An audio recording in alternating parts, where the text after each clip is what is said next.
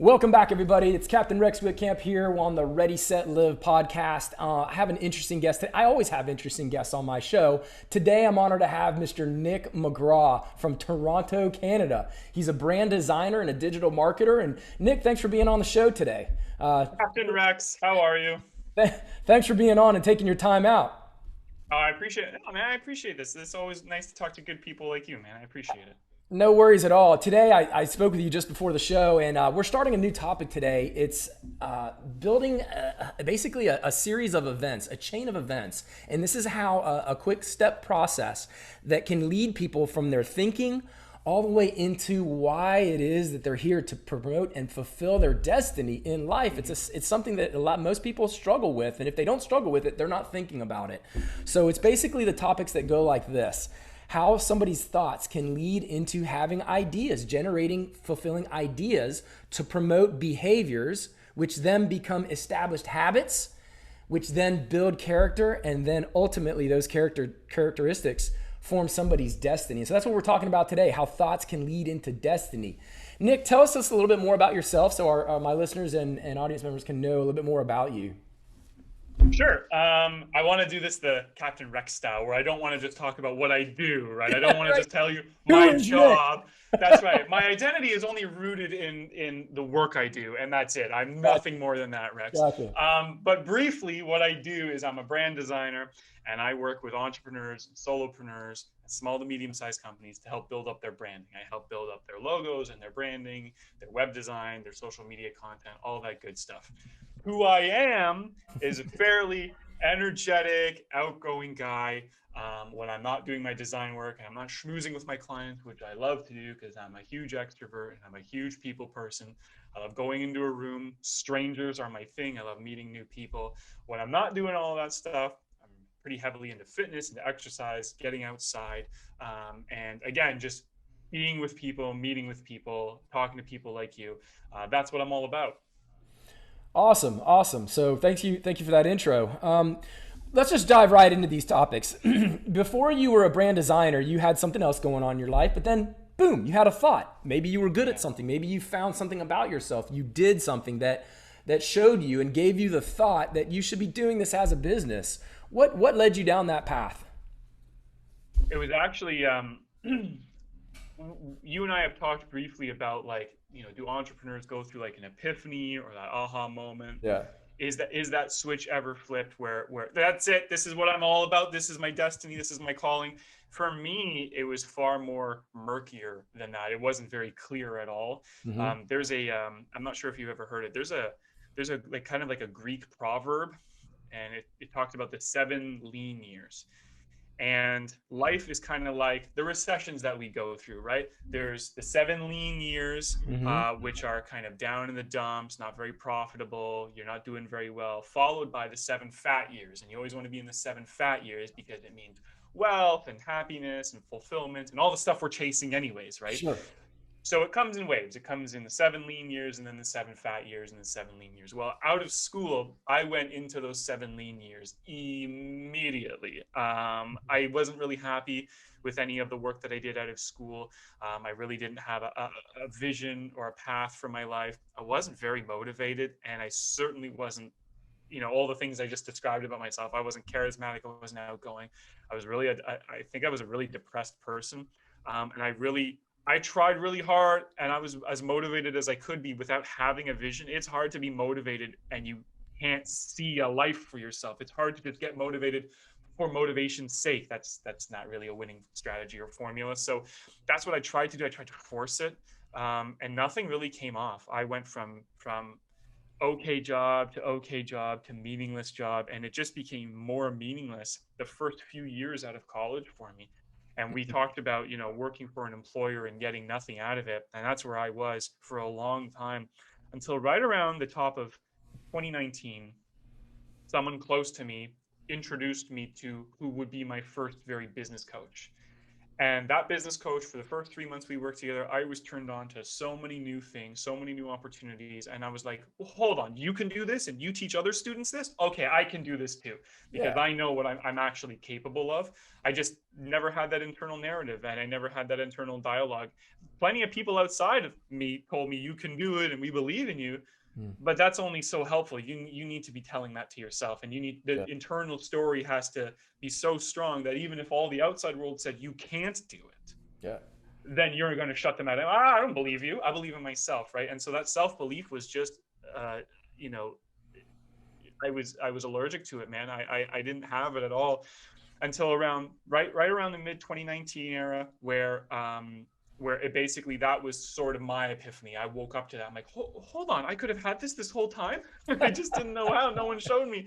And so that's when I got turned on to business coaching and have someone in my corner. And I rearranged my entire business. And I was like, that's it. This is what I'm going to do. And I don't care how many years it takes. I still didn't have a vision formulated, but I had purpose and passion once again lit in most me. important. Yeah. Right. And so I'll figure it out. I'll figure it out. Like nothing's going to stop me now. Everything piled up as an excuse before during those 7 lean years. Everything was like, I'll never do it. No. I don't care if I don't have it figured out now. My thought process now is I don't have to have it figured out. I just need to have a will. If I have a will, there's a way, right? So, you know, now that I'm turned on to that, you know, a couple of years later, I remember going into 2020, it was like January 1st. I'm like, this is going to be the year, man. 2020 is going to be our year. And then March came and we were like, COVID. God, this may not be the year. But you know what? A lot of entrepreneurs got through that anyways, because a lot of entrepreneurs looked at it and said, okay, so we're going to have a slow March and we're going to have a terrible April. What about after that? And a lot of the companies that all these marketing and branding places and design places that they were working with, even though they shut down, they kind of fired back up again. And all of a sudden, all the contracts were back up, ready to talk about. All the clients suddenly found money and they like, oh, wait, we got to market harder than ever, right? So all of a sudden, all the entrepreneurs of the world said, oh, no, this is our time. We can do something with this. And so I got super motivated once again. And I was like, listen, I don't know when this thing is going to end. Right? It could be just 3 months, by summer, by Labor Day, we could all be back to work. Great. It could go a lot longer. It could be even shorter than that. But I'm telling you, this was my internal narrative, Rex. Yeah. I'm telling you, there are going to be winners and there are going to be losers coming out of this thing. And I don't mean losers like lost your home, poverty, all that. I mean, there are some people who are going to take this as the opportunity that it is, the gift that it is to build something. And there are going to be people who squander it and do nothing. Absolutely. Right? Absolutely. To me, they're the losers because they did nothing. They didn't seize the day when they could have. And now they're thinking now, as you and I are recording this in April of 2021, oh, if only I did it a year ago, right? Because there's always, to those people, there's always something. There's always something. Well, I'll do it when COVID ends. Well, 2 years from now, there's going to be a recession. Well, I'll do it after that. Well, 3 years from now, there's going to be another one. There's going to be a housing crisis again. There's going to be this. There's going to be that. There's always something, right? The oil prices are going to go up and go down the same week. So you always have an excuse, right? But entrepreneurs are like, I literally couldn't care less what the world is doing. Exactly. I'm going to build my world. I don't care if the world eats itself. I've got something to do today and to the end of the week and to the end of my life, and nothing's going to stop me. So that's kind of where my head's at. That's a long answer, but that's kind of where I'm at. It's so, and it's important to unpack just a little bit of that, and then we're going to move on. But, you know, thanks for your insight. And I know that what you said is going to resonate with a lot of my audience. But you said a couple important things, and, mainly the first thing that I picked up on was that you found that thought and idea, you didn't really have it until you found a mentor. And I've always been told that a mentor will tell you the things that you don't want to hear to make you do the things that you don't want to do in order to take you to the places that you've always wanted to go. And that's what's important, to see the value of a mentor that believes in you, because we don't always believe it for ourselves because of all the society telling us it's a negative world. It's a negative stereotype. It's a negative, it's not everybody's fault. It's just a common disease that everybody has that they're used to. And until people make the decision to rise above that mediocrity level, then they're going to believe the story that everybody tells about them. And it's important to have that thought first implanted in yourself. If you can grow it and nurture it and believe that it's there, fine. But if you can't, that's why it's important to have a mentor to show you those things and believe in, to implant that seed, that thought, that power center, that basically that belief to change your thoughts. And then from there, guess what happened to Nick? He started having all these ideas. He said, I'm going to change my business. I'm going to do this. I'm going to market differently. And you started to have ideas that were based on a thought that was created, or in this case given to you by a mentor. And that's why it's super valuable to have a mentor in life,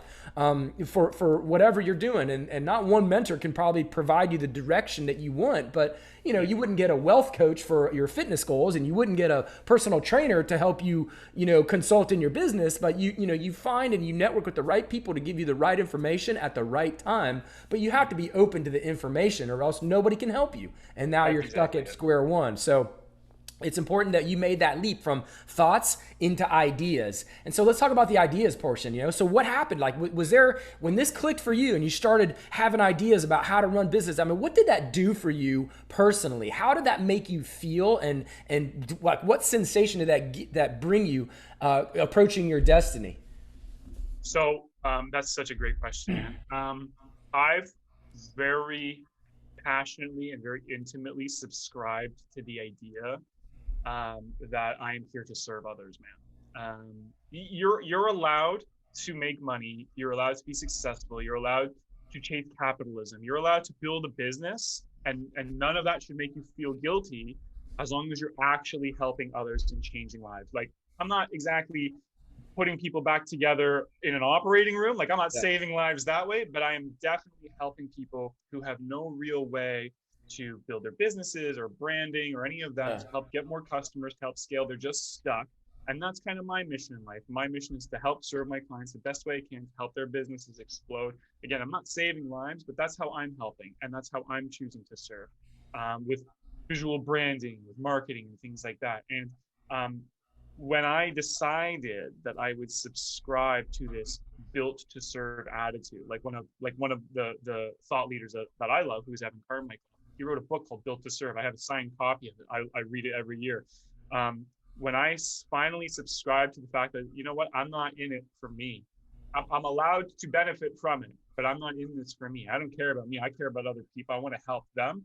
This is how I know I can help them. Yeah. This is the expertise that I bring. I won't be able to solve every problem. Again, they don't come to me to consult on their finances. They Yeah. come to me to consult on their brand image and how they Yeah. can be a better company. It's so Right? important that you triggered that and you came to the conclusion of not just what you're doing and not just how you're doing it, but why. Why Yeah, are you why? doing it? And that's what propels you. That's what sets you different from other digital marketers and branders out there, is because you have a purpose of fulfilling why that it is that you, because it's part of you. It's, as we were talking about earlier, it's not just being part of something, not just being part of your business. It's something's a part of you, where it's like, it's my mission to serve my clients in this capacity. And those ideas have now created behaviors that you most definitely follow in your business. So talk to me a little bit about some of the behaviors that you may have, is maybe not necessarily just in your business, but what are some of the behaviors that came from following those thoughts that grew into ideas that then created behaviors in your life for,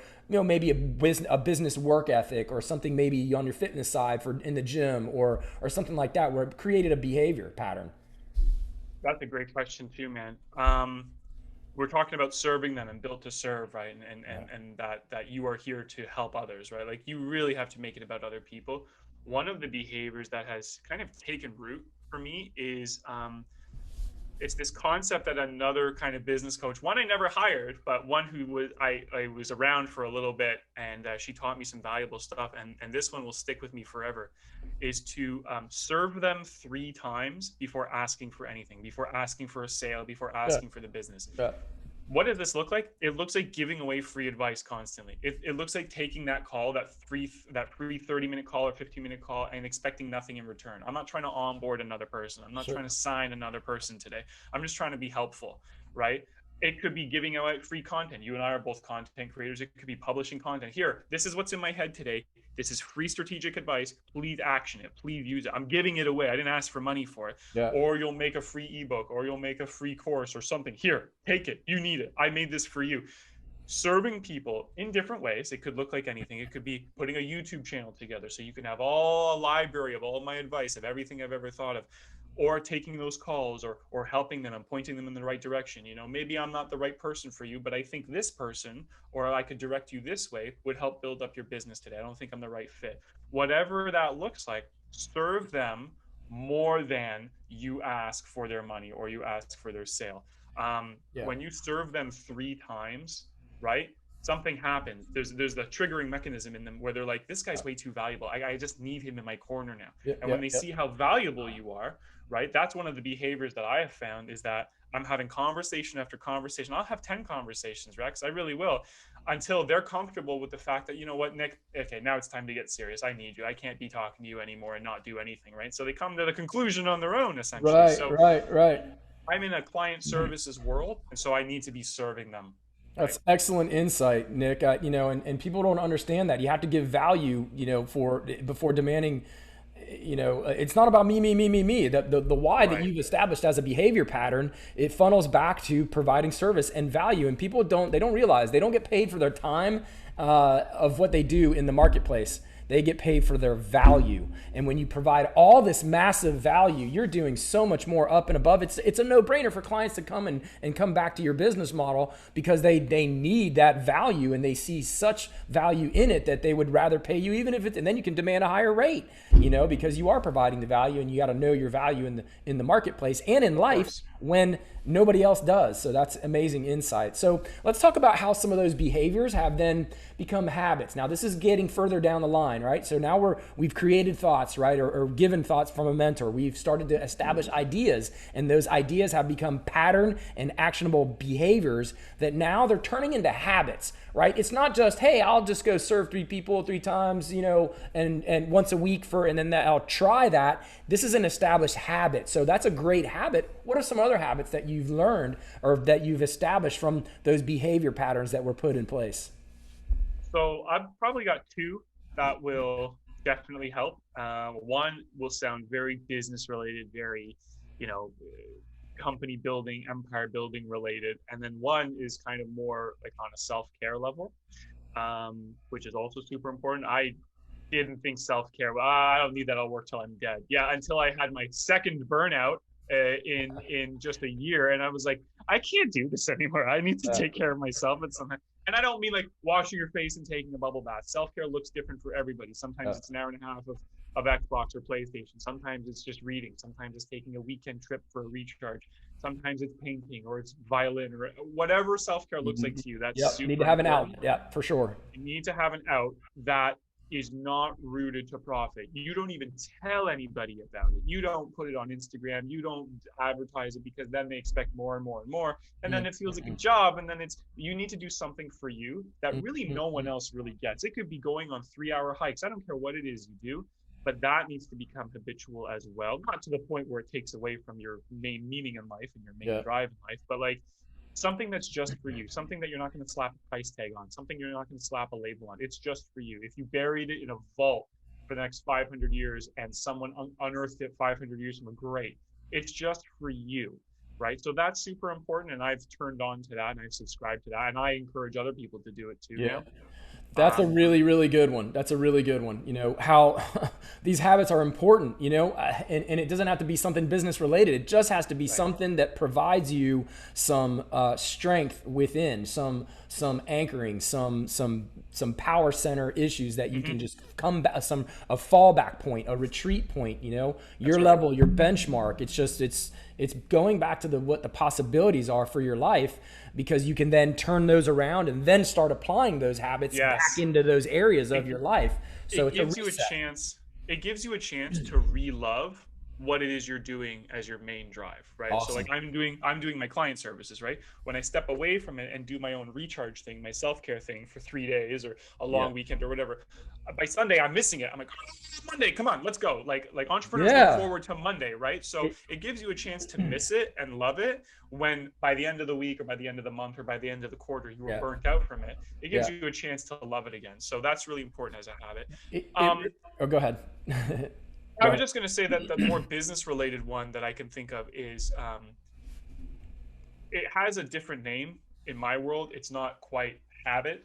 My current business coach, who I've been working with for about a year now, when he introduced me to coming up with processes and systems in my business, whether it's hunting down new clients, like prospecting people, or an onboarding process, or even doing a podcast like we're doing here with you, blocking out time, coming up with strategic processes for every single thing, like building out a real pipeline, a real workflow in my business. When I got clarity on that, because everything was a mess, everything was just a scrambled mess, couldn't make sense of it. When I started putting real processes and real systems into my business of how I wanted things to work, when I started putting automation into it, whether it's Mm. like chasing down an email or it's sending out a proposal, when I started having automation and having processes and systems in my business, things changed, man. Things changed. Not only did I get clear, did I get focused, I stopped spending time on this admin bureaucracy stuff Mm. that drains me anyways. I'm not a secretary, I'm not a receptionist. Unfortunately, as an entrepreneur, I have to be those things day to Yeah. day. Yeah.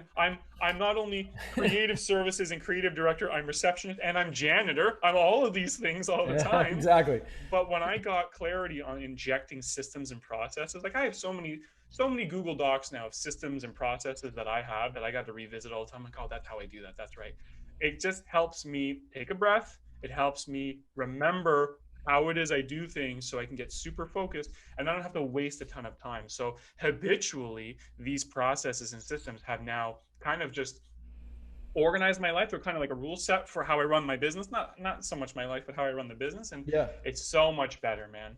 It's awesome, you know, and what you said is important. Where the idea of just taking some time for yourself to then revisit. I'm reminded of a statement that Bill Gates, founder of Microsoft, made. That he's like, take a week for thinking. Take a thinking week, and Yeah. basically do nothing else but think about your thinking. Think about where your goals are, what you're going to do, your strategic mental planning. That's so important. And if you can't take a week off and you don't have the luxury, do just a little bit. Go on that 3-hour hike or do the painting or do whatever. And that's going to bring you focus back into those other channels of your life that you're trying to, to sustain. So that's very important. So those habits are, once you build them, it then defines who it is that you are now, because your habits will promote your character, and this is the last step in the chain before reaching your destiny. So talk about how those habits have led to your character and how that's built. What's like, it kind of defines who people are. Let's talk about that for a minute. Well, I mean, I love that you brought up Bill Gates. And if Bill Gates is telling you to take a week and he has time to take a week, you have time to take a Yeah, week. yeah, I'm sure. Well, I don't have time to, I'm too busy. Bill Gates built modern computing across the globe. He locked himself in a room for 10 years in his 30s and built Microsoft. And he has time to do that. You don't have time to do it. You don't get to fly in the face of Bill Gates and say, oh, what well, he people can should do it. I don't. remember is the first sign of a loser is an excuse. And so That's right. when it's raining out or whatever's happening, or because there's a recession coming, there's always something. There's always an excuse for every loser that's out there. So we just got to be past that. I'm pretty sure I've heard Warren Buffett say things like self-care is important. This was the richest man on earth just like a year ago. Okay, so and he still is what, top 2, top 3? This guy can tell you to take a breath. You Yeah. owe it to yourself, right? So you're asking about character. Lay the question out for me again, Rex. What is it? So, that so we're gonna talk essentially, about? we're going down the line here for the chain of events. Thoughts leading to ideas. Ideas become behaviors, and then those behaviors become habits. Those habits are now building a character. So the habits, the ritualistic and sustained, repeated habits that people take, it now becomes, well, that's the guy that does those things. He's the guy that does this, that, and the other, because he's established those habits based on behaviors and ideas that were thoughts initially. So those habits become characters. And so we're going to jump to this and just kind of determine, we're just making the connection between how habits that were established build somebody's character. And it's kind of we really don't need to beat this to death. It's just people are defined by the characteristics of the habits that they build, that they form. That's essentially it. I think it's really cool, especially in my world, to see it from the perspective of other people. I I get together with my fiance's family.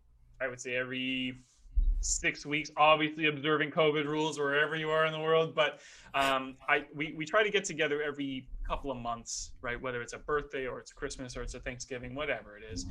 Um, and it's really interesting to hear the feedback and to hear the response from people that I didn't even ask for, right? When I walk into the room and the people who are following me on Instagram are following the work I'm doing, because I'm always posting about I'm working Yeah. with this client, I'm working with that, we're doing some cool things. the things that they spew out, which is, hey, I really like what you're doing lately. It's really cool. I'm like, what are you talking about? I just got here. I didn't even take my shoes off. What are you talking about? The thing you just posted, like that cool piece that you did, really cool, man. You're making waves. And I keep hearing this over and over and over again. And I wasn't believing it at first. I'm like, I'm just doing my thing now. I think I found who I want Nick to be. I think I found what I want McGraw to be about for the rest of, eternity, as long as I can run it. I'm just doing my thing. I'm not looking for gratitude or any praise or anything, but like it comes out of them. It comes out of the people who I don't see often. Yeah. And their assessment is, listen, we love what you're doing. Keep it up. You are killing it. Right. And I'm like, I never thought of that myself. Like, I don't know where you're seeing that, but then that starts to paint a clear picture for you as well. I guess I'm doing that. Like, I guess I am doing a good job. Yeah, I just got to keep my foot to the pedal to the floor, and just keep moving ahead and keep doing the thing that I'm doing. If they seem to be digging it and my clients love me, then this is the feedback that I want. So this starts to formulate in your head. Oh, I guess I could be this person. Like, I guess this is forming my character. Not that outside influences should tell you who to be, but like, it's a good feeling, man. It's a good feeling. Like, you know what? Yes, I think I have something here. People are starting to take notice. People are reaching out to me now more than ever. This is what I want to be. And it's a good feeling. It's most definitely important. And it's funny that you realize that people are determining and forming a characteristic and knowing that about your character before you are. And that's because you're fulfilling, you're racing, your foot on the gas, you're go, and you're propelling. The people that are listening to this podcast, and Nick, if you recycle this and people are going to listen to your podcast, whatever you're seeking in life, it's also seeking you. And so if you propel your vision, you propel your life into the direction of your dreams will be racing back towards you in an equally or faster manner. And so when you're defining all these things throughout your life and you're building your character, it's already being met at you from the opposite side, because people are coming to you and say, this is who you are. You're doing great. You're doing great things. I can see this about you. And you're like, I just got here. Just haven't even taken my shoes off. Who are you? And it's because your character is flying towards your destiny, and your destiny is coming back to meet you before you're even aware that this is honestly, before you were establishing this for yourself to realize it, and that's great, because this chain of events is actually working for you as well, and it can work for anybody that's listening. So thank you for that, Nick. So, again, I just, in conclusion, I just want to thank you for your time. And so if you got some real value out of this content, I want to thank Nick. Go and follow Nick. Where can people find you online? Oh, well, that's a great question. So you can always visit my website, which is McGrawsome.com, McGrawesome. So it's kind of my last name with awesome. It's super cool that I invented that, isn't it, Rex? You need to trademark that. Am I not the most creative person you've ever met? So it's just McGrawsome.com. Come say hi to me on the website. I also live on Instagram. Rex and I are connected on Instagram. It's McGrawsome. It's at McGrawsome Design. Come say hi. Like, follow, and share, folks. It's good to be surrounded by like-minded, positive people. And Nick, you are definitely on my list of those qualities. So thanks for taking the time out today to build this podcast, determining how people's thoughts can lead them into their destiny. You guys just listening to this, just go get started thinking. Just put your pen and pencil down, go get into a quiet place and just start thinking about your destiny. And these chains of events will lead you right to them. And then you'll be surprised to know that your destiny is also chasing you down, wanting to put you in a stranglehold, wanting to get you out there to do what it is you're supposed to be doing. So thanks for this episode for the Ready, Set, Live podcast. I'm Captain Rex. I'm your host, and I'll see you guys next time. Stay on the positive, everyone. We'll see you next time. Thanks, Nick. Thanks, Rex. Take care, buddy. Have a good day.